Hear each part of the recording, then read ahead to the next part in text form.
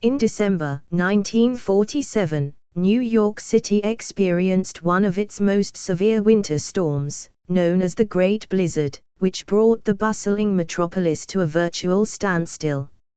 Over the course of less than 24 hours, a staggering 25 inches of snow blanketed the city, transforming familiar streets into winter wonderlands.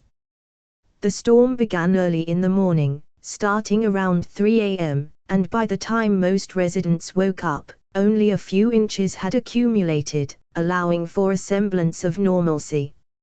However, as the day progressed, the snowfall intensified dramatically, quickly overwhelming the city's infrastructure.